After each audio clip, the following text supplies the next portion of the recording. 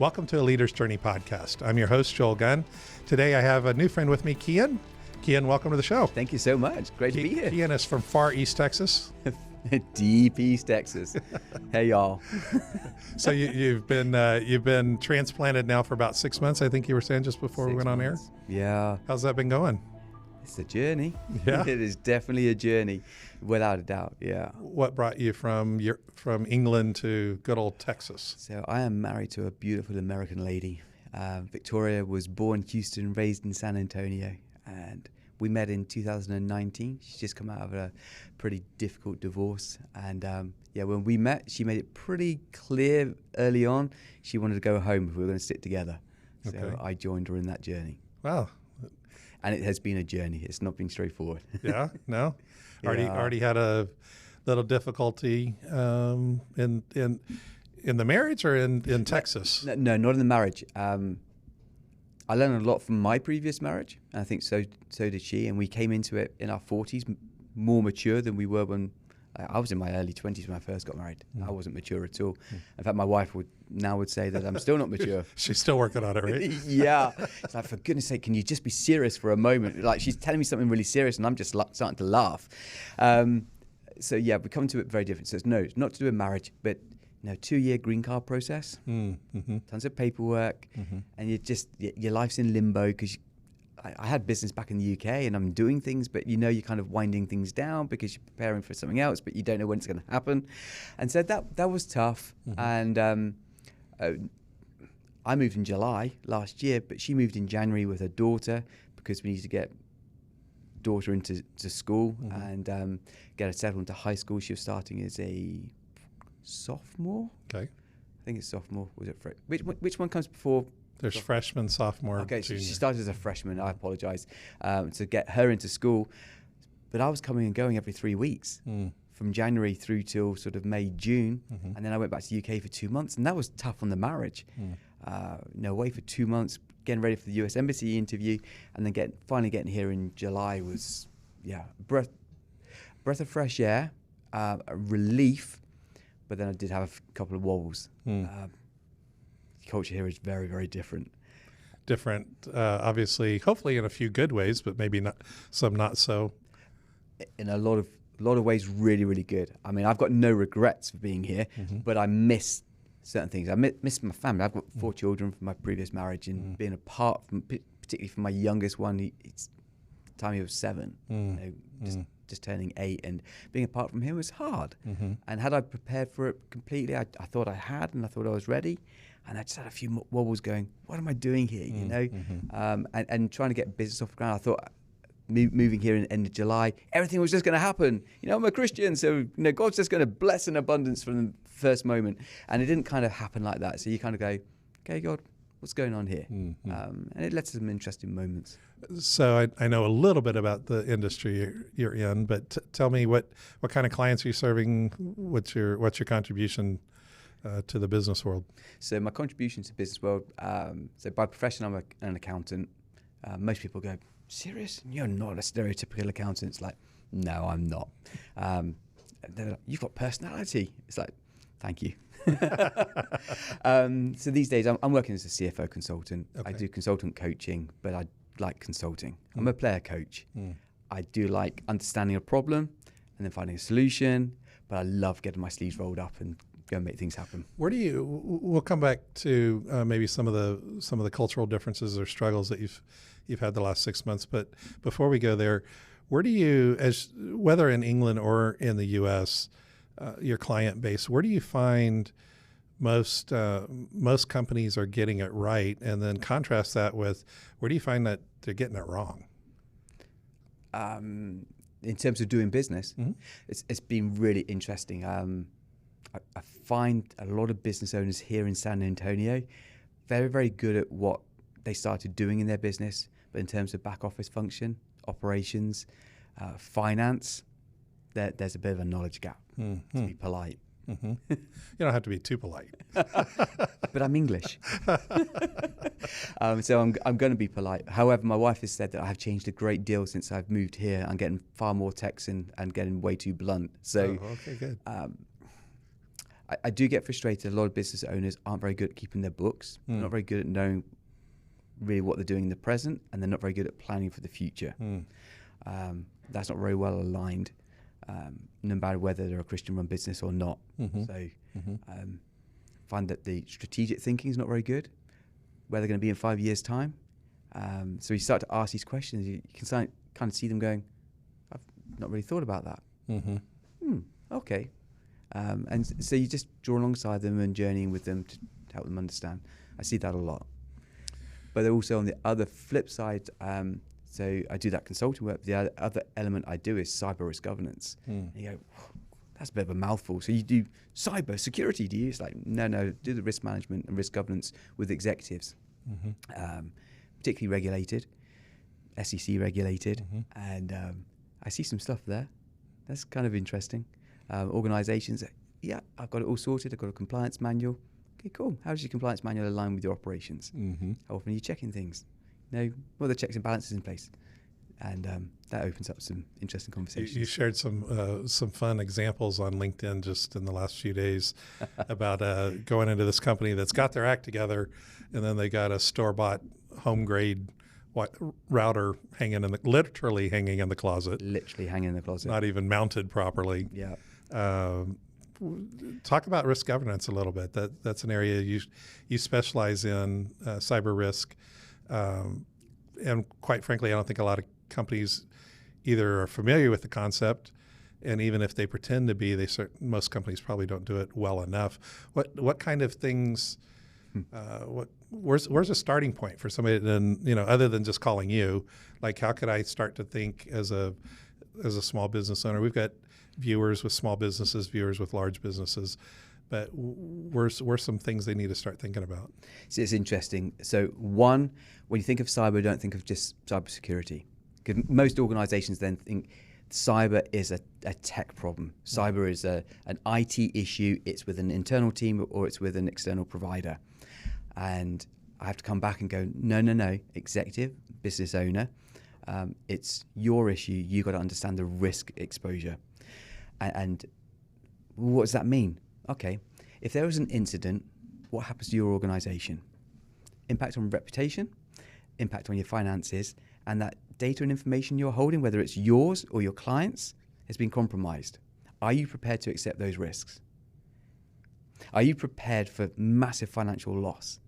Do you have the cyber insurance in place? If you do have it in place, is it sufficient? Do you have the financial resources that actually means that you can pay the excess, deal with the situation? Do you have the management time that would be able to be available for it? And you start to ask these questions and they're not prepared. So a few things that I would really strongly recommend for any organization: have a cyber incident plan. They may go, but wait a minute, if there's a cyber incident, all I'm going to do is I'm just going to refer it to my IT MSP. I go, fantastic. I'm so pleased about that. And they will deal with it all technologically. Who's going to liaise with your stakeholders? Who's going to liaise with the police department? Who's going to liaise with your clients? Who's going to do all the PR and marketing and manage the fallout? Are you in the heat of the moment going to draft all your email communications? That's not really wise. And they go, so it'd be better if I was prepared for this. Exactly. Yeah, that's how I approach it. Yeah, I've sat on some nonprofit boards, and one of the things that concerns me for the nonprofits is they tend to not have as much business savvy infrastructure, whatever you want to call it. They've got a few things. They've got the router hanging in the closet, but imagine you're a donor to a nonprofit, and all of your records were just put out on the internet. Indeed. Your address, how much you contributed, your cell phone number, all stuff they stole off the server. Yep. That's detrimental. Thankfully, it hasn't happened to any nonprofits that I know of. But it will. But at some point, it's going to become the new toy, right? The new thing to have fun with. Definitely. And I'm not picking on nonprofits. You and I both met substantial companies that aren't any really more protected. Definitely. And it's interesting because there's still a mentality, probably not from nonprofits and from the small business owners, going, it's not going to be us. They're going after the medium-sized, the larger-sized businesses. No, they're not. Mm-hmm. Because actually, the hackers know that getting to the large ones is more difficult Mm-hmm. than it is getting to the smaller ones. Mm-hmm. And the smaller ones are just easy targets. Mm-hmm. They're probably already in your systems now. If you're not using a reputable IT MSP, they are probably in your systems. Why are they in your systems? Because it's like a CRM solution. They're Mm-hmm. just waiting. You're part of a sales funnel, and they'll get to you in due course. Mm-hmm. So they're not really doing anything, they're just waiting Mm-hmm. until your time comes up. Here's your number. Exactly. Right. And so they're not prepared, Mm-hmm. you know? Yeah, I've got a friend that's a high-level IT executive, and he was invited by the FBI to a training awareness session, Okay. and along cyber. And the agent running the conversation said, anybody know in here how many seconds it takes if you plug a Windows XP box into the network, into the internet, till it's being hacked? And so several people guessed, and my friend was the closest. Literally seconds. Yeah. Because there's these hackers systems that are automated that are just scouring the internet looking for an old XP box to come online, and within literally seconds, not a minute, seconds. Sure. It's hacked that box. Sure. And that whole seconds mentality is something that I feel a bit of a cyber risk evangelist at times, because I get really passionate over it. Like, business owners, you do need to wake up to this is a real issue. And there was a quote from Warren Buffett in 2014 that it takes 20 years to build a reputation and minutes to lose it. But if you fast forward 9, 10 years now, 20 years to build a reputation and literally seconds to lose it. Mm-hmm. Now, is that a risk that as a business owner you're willing to take? Mm-hmm. I'd be like, surely it's not.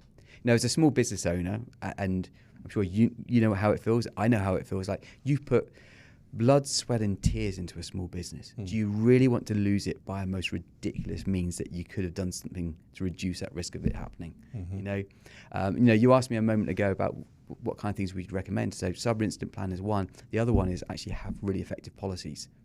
Mm. So your staff members, your workforce are aware of, this is how we're going to operate safely to reduce the risk exposure, to reduce the risk of our business being really badly impacted. And I see organizations, we've got an employee handbook, fantastic, love it, show it to me.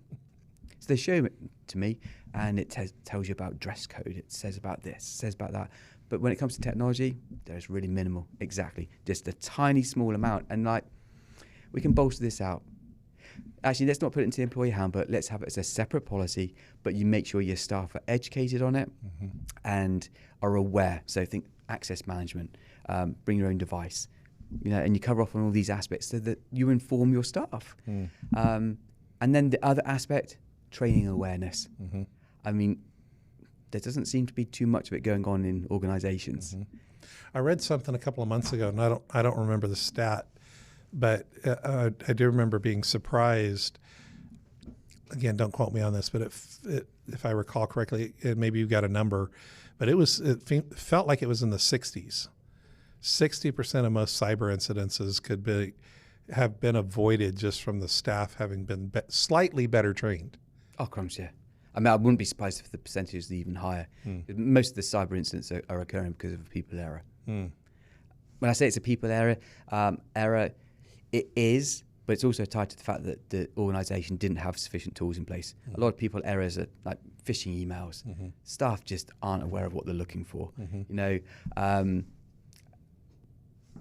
Data loss because an employee clicked on something and then the data just disappeared out. But that could have been prevented, one, from good training of the employee, but secondly, a data leak protection tool in place by the organisation. But the number of organisations, I think IT MSPs don't help themselves here sometimes because they've got a price point for their products that isn't attractive. Actually, if they lowered the price point, more organisations would buy these things and they'd go, this is actually useful. So trying to get that kind of thing over to IT MSPs is an interesting one as well. This is going to date me a lot, but years ago I got a Hotmail account just about the time Microsoft had acquired them. Uh-huh. Shortly after Microsoft acquired them, because back in that day, there was no Google, there was no Gmail, there was no easy way to access your personal email because it was on your ISP at home, on your PC at home. Yep. And so the only thing that kind of allowed you to travel and get email was Hotmail. And have some level of protection because now Microsoft owned it. And at the time, Microsoft had a Hotmail Plus service that was $20 a year or something like that. And I almost never got any spam. I mean, we're talking like 5 a year. Okay. 5 a year. Wow. So God. I didn't give it credence. I didn't think too much of it. Pay this $20 for 10 or 15 years. Sure. Some number of years ago, I was like, why am I paying that $20? Technology's advanced so much. This is just gravy for Microsoft. I'm sure their regular filters are good enough. So I stopped paying the $20 a year, 25 or whatever it was at the time. I get 5 spams an hour. So the to your point, my opportunity to mess up was greatly reduced by having good technology in place. Yes. My opportunity to mess up now went from 5 a year to 5 an hour. I'm on the Hotmail account. Mm-hmm. I just stopped paying. In fact, I'm sitting here thinking, like, I wonder if I could turn that back on. At this point, I'm deleting so many emails now, and I'm clicking report junk.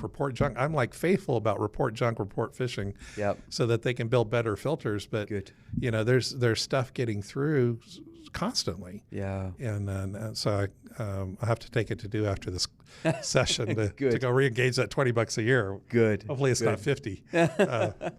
But so that, to your point, if companies could become aware of just a handful of tools, like, well, okay, you can spend thousands of dollars training your employees and trust them to do the right thing, or you can spend hundreds, I would imagine, to turn on some technology to not even let it get to their inbox. Sure.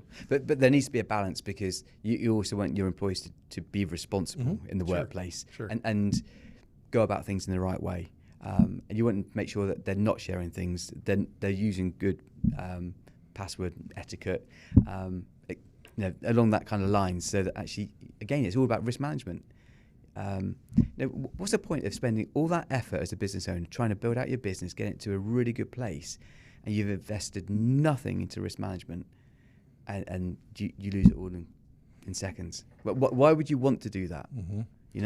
But then interestingly, the number of organizations I go into, even well-established businesses, okay, as part of my onboarding, okay, can you show me some documents? Now, I make the list quite detailed, and I do it on purpose because I want to understand their maturity. But in nearly every single case, there's not any board minutes with any risk matters in there. Wow. Nothing to do with risk at all. And yet, if you ask a business at the moment, so if I asked you within the businesses you're involved with, what are your top 5 risks? Is cyber in there? Probably not. Probably not. Okay, but a lot of times I'm talking to people. They go, cyber. They'll say it. They'll say it. Right. Okay, and I go, fantastic. I'm glad you recognise it. What are you doing about it? Mm-hmm. And you just watch the tumbleweed. Yeah. And then I come across businesses. HIPAA compliance, for example. Mm-hmm. Man, that's been entertaining. Mm-hmm. The self-assessment by organisations, then someone like myself comes in, has a look and go, how have you answered yes on that? You don't have that in place, and there really isn't a good diligence in place there. And somewhere along the line, these organisations are going to get caught out. Mm-hmm. So like the donor example you had earlier, something's going to happen somewhere along the line here, and a patient or someone's going to call them out on it going, you said, but you didn't. Mm-hmm. So. When there, you sat on a panel at a leadership breakfast that I MC a few months ago. Sure. And there was a large case. I don't remember the details. Maybe you do, but one of your panelists shared it, where a very large company had checked yes on one of those boxes. We've got this in place. Well, they did at this level, but they didn't all the way down. Yes. And so millions of dollars, the judge threw it out because Indeed. They hadn't honored the contract. Yeah, this is one of the problems where people are applying for cyber insurance, And to date, it's been a CEO who's been signing off on it. Yes, I've got this. Yes, yes, yes. But he's not going to ask the questions of the IT provider. And even if they had, they maybe not gone to the right level of detail. And of course, then they've gone and got the insurance, but it gets thrown out on the technicality because the CEO really didn't know. Mm-hmm. And that's where maybe people like myself come in, is like, we're trying to put the executives in the know, making you aware. Mm. So, you know, there's people out there, they'll come and do a free assessment and that. But you're not going to get the kind of detail that we're going to go into to make sure that you are properly in the know. You know, what's the most common pushback you get? Yeah, Kyan, I hear you, but investment. Too much money, or too much time, or both, or well, one, they think maybe up front it's going to take me too much time. It's not. And maybe some pushback on money, going, well, I could invest in this, but actually I've got all these other things that need some money right this second. And so they push back there. They don't understand the value proposition of actually this is really protecting your business. And you can't really do without it. If you're a regulated entity, what's better? A bit of investment up front to protect your business, or an SEC $250,000 fine because you didn't comply with rules? What would you prefer to do? So when you come to regulatory environments, it's very easy for me to make a business case. When it comes to a small business owner, I get it. And so we're trying to maybe adapt the way that we approach things to make it affordable for people, maybe on a monthly subscription, and we'll take a longer time to do things so that actually they can actually start to be proactive and put things in place. Is there a way that to make the journey more productive, lower cost to the small business owner? Are there some things they could gather before they call in an expert like you? Gather the employee handbook, gather any policies, get a copy of their insurance policy. I mean, are there? Well, those kind of things I ask for up front anyway. Okay. And within when we offer up our kind of monthly packages, then we waive like a discovery. A paid-for discovery. We'll go, okay, no, we'll be in the long term. We want to work with you. And I think this is where we're kind of coming from as well, with going, we want to be the evangelists around cyber and help businesses out. So we're trying to make it as easy as possible. And hopefully we can reduce our costs over a period of time as we maybe make more templates available. And we're looking at how we could develop things out in due course. What kind of go back to that initial minute or two we were together. You made a comment just before we got on the air. Already, just in the 6 months you've been here, you've wanted to quit or reassess. You know, we like talking about success, and we like talking about other people's problems and how they can fix it. Do you care to be candid enough to share a little bit of your own struggle? And you know, one of them was actually around cyber risk governance. I had a hissy fit, I think. Was that a phrase you use over here? Well, okay. At least my parents did. So. Okay, great. So I'm showing age now. Fantastic. I love it. Where I went, oh man, all these businesses just keep saying no. They're not recognizing how valuable this is. And I remember turning to my wife, Victoria, and going, do you know what? I am done with this whole cyber risk thing. I was just so frustrated and just getting really annoyed by it. And then the following week, God put me in my place to go, hey, here's a couple of clients, Kyan. I was like, are you for real? So that was one. But the real biggie was in November. And I'm like, what am I doing here? Business isn't taking off as I wanted to. I've been successful in the corporate world previously. I've been doing some business on the other side of the pond. I'm here now in the US, so everything's going to be taken off. Why is it not taking off yet? And I kind of forgot the fact that I'd only just moved at the end of July and I wasn't giving myself enough time. But November was a point where I really, really felt like I wanted to quit. I was really, I was stressed. I felt responsibility as a man, as the head of the household, that I need to be providing, and I felt like a failure.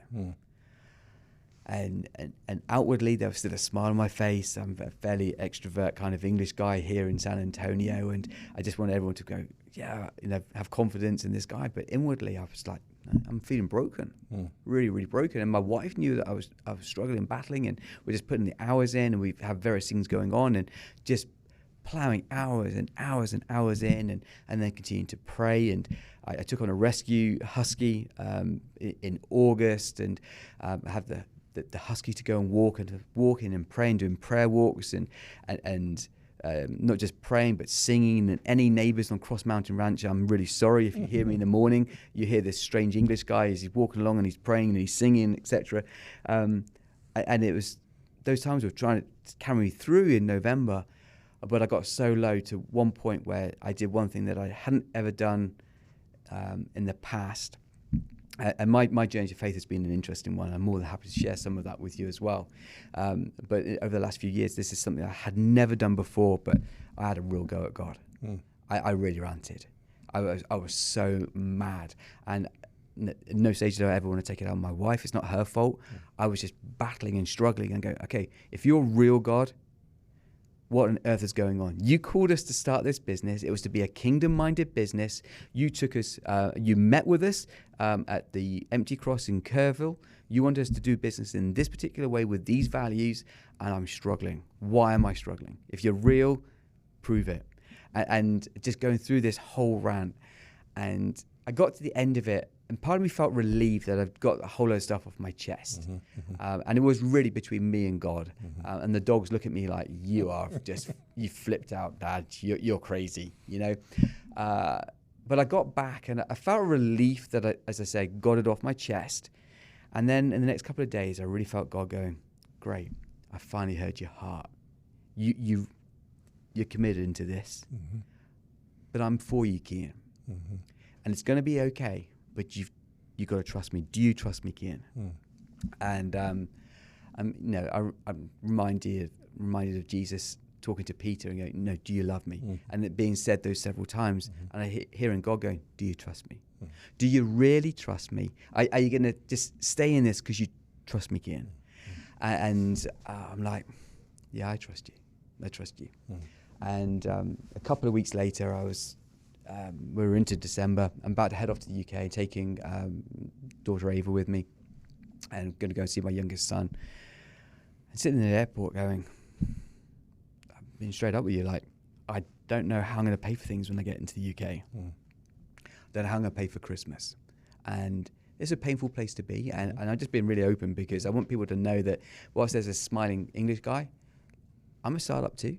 And it's hard sometimes, really is hard. So I'm sitting there and this is all going on, and I get an email through from a guy that I'd met a couple of years before, and we'd reconnected. And he goes, "Kyan, I've got a job for you. I need it being done quite quick, so I need it done by Friday. Would that be okay?" I'm like, yeah, of course. I mean, I'm kind of going on holiday, but we'll get it done. And I took it as that just God just proving he's God. No, I'm not. I'm just a servant. And business will be done on his terms, not mine. And it was a good reminder. I was very thankful. We had a very blessed Thanksgiving with not much, but there was an attitude of gratitude that I'd never had before. We don't have Thanksgiving, obviously, in the UK. That was a blessed time of just, with not much, just thankful. Christmas was blessed because God had enabled it. New Year was blessed because just felt God going, I'm building you up for 2024, Kyan. 2023 was your prep year. You've done a massive transition from the UK to the US. You need to get used to the culture and the way that things are happening and changing and get to know people. And I'm going to lead you to the people I want you to work with. And that's been really important as well. And going, okay, you're now on the cusp. We're building up for next year. And I felt a real sense of peace. Good. But tough journey. Really, really tough. No fun. You know, not fun. Not fun. And there's been a few things that God's gone, okay, other people may be doing that on lead generation and trying to find clients. You're not doing that. You're going to rely on me. You're going to trust me. I'm going to send things. As a small business owner, really, you know.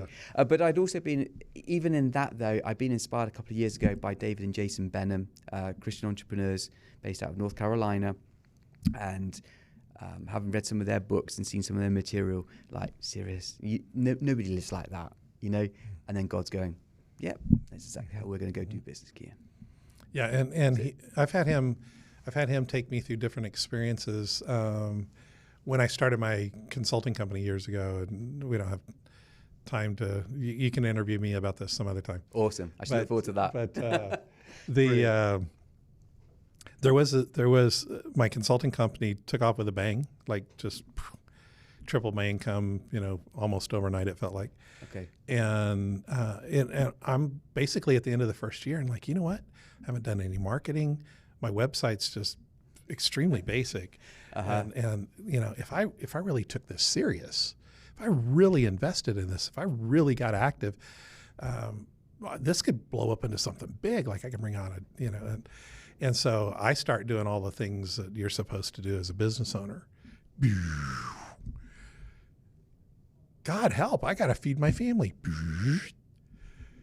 And so another year or so goes by and I'm like, you know what? I kind of feel guilty. I'm not doing all the marketing I should be doing. I'm not doing, if I really put together a great website and I start writing my own books and I put together my own curriculum and my own this and that and the other, bring some additional consultants on the team, we could really grow. God help, I got to feed my family. Every time I tried to do what I'm supposed in that season, every time I tried to do it the way you're supposed to do it, sure, it'd fall apart. As soon as I'd be like, God, I can't do this on my own.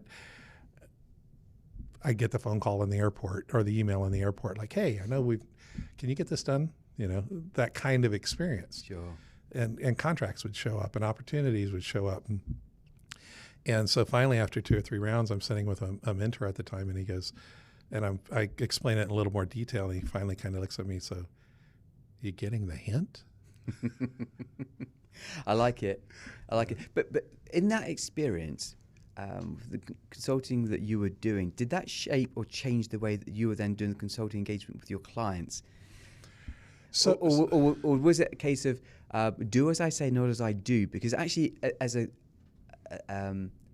Christ follower, we maybe have a slightly different approach because there's a reliance on the Almighty, which maybe doesn't happen for other people. And so actually, well, see, I had grown up in a ministry home, okay, and growing up around church and all that neat kind of stuff. But I'm doing things the way I learned as I got out of college. I went to work for a Fortune 500 company, and grew up through the ranks there. So as I launched out into my consulting practice, I was doing it not in an anti-Christian way, but just in a conservative business way. Sure. Right. And it wasn't like God wasn't part of my life or part of the equation or anything. But what it started to shift my focus is there is a way to do business, and it works, but he wasn't going to let me do it that way. He wanted me to learn to rely on him. And so while I didn't necessarily piece all of that together then, the work I've been doing the last 8 years with Christian CEOs primarily certainly has helped me be able to reflect on that and go, no, I personally experienced where God had me in a season that I had to rely on him to provide.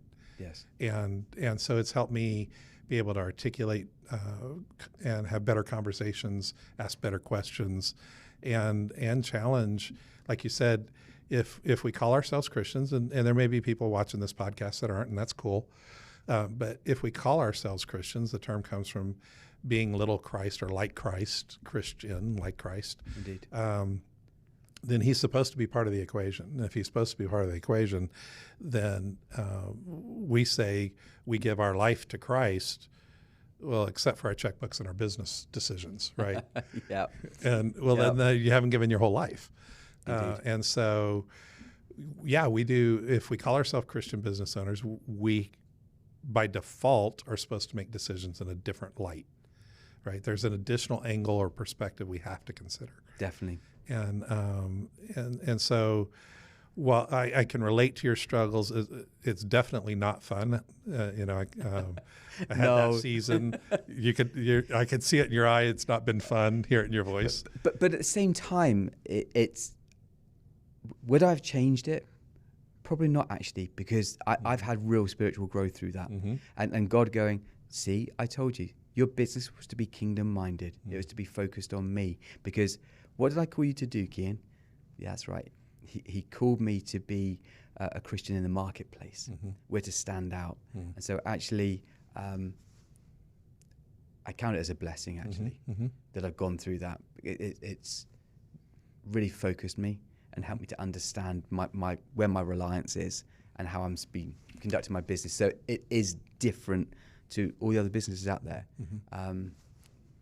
I think the true crucible, though, in life, again, whether you consider yourself a Christ follower or not, if we come out on the other side of it healthy, like we're supposed to, we actually look back and appreciate the difficulty, right? The athlete that becomes world class always talks fondly of the extra hours in the gym or the extra hours on the court and the extra hours on the course. Definitely. Right.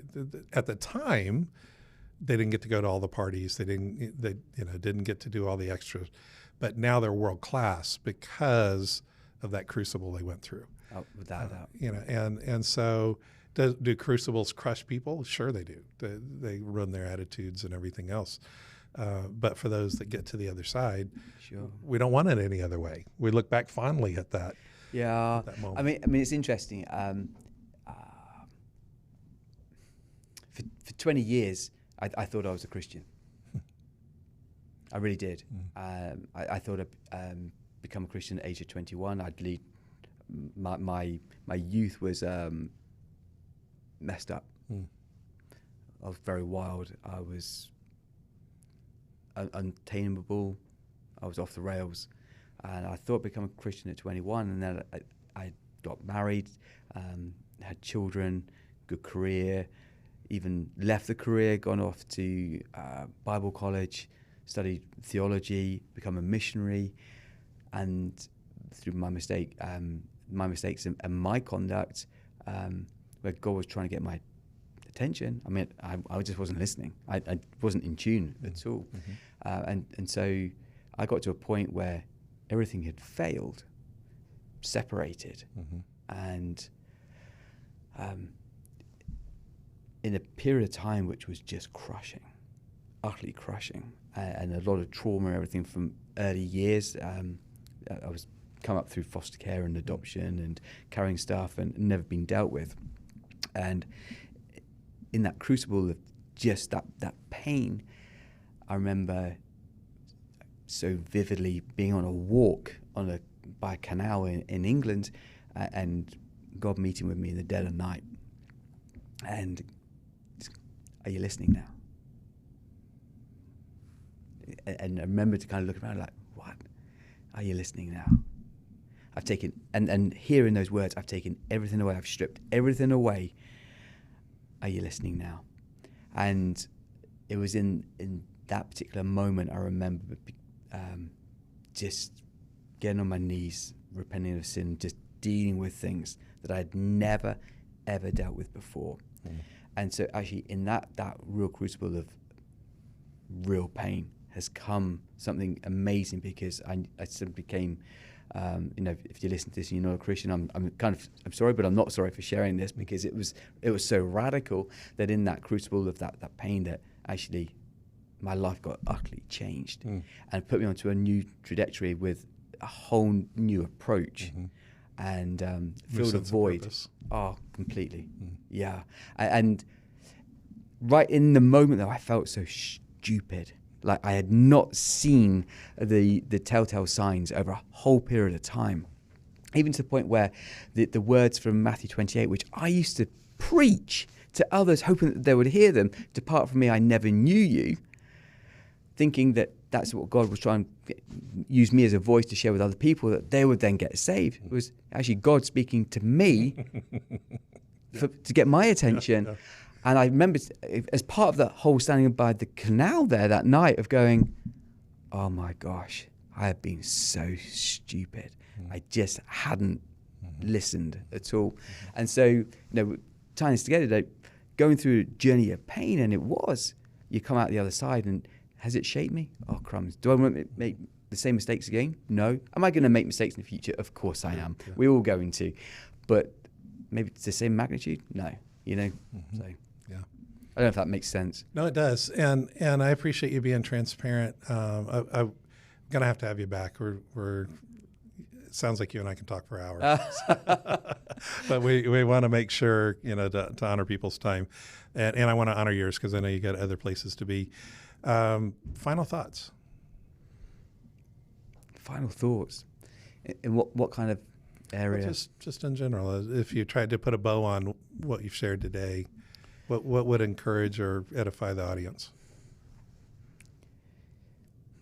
If you're a Christian and you're in business, really be aware of who you are in the marketplace. Stand out. Be prepared to stand out. Be prepared to be a lighthouse. Mm-hmm. You might get ridiculed. People might make comments. Who cares? God is God, and let's serve him. If you're a business owner and you're struggling, don't think you're alone. There are people who've gone through it. Mm-hmm. People who are going through it. Mm-hmm. Help's out there for you. Mm-hmm. You've gone through it. People come and have a conversation with you. You want a conversation with me? Let's grab a coffee. Yeah. If you're not in San Antonio, Texas, let's have a virtual coffee. Mm-hmm. But know that there are people out there that know what you're going through. Yeah, between the two of us, we know a lot of folks around the nation that we can plug you into, right? You probably know an awful lot more than I do. Well, I'll introduce you. Appreciate it. Kyan, thanks for being on the show today. Thank you so much. I'd love to have you back soon, and let's stay in touch. Appreciate it. Thank you so much. Bye-bye. Thank you.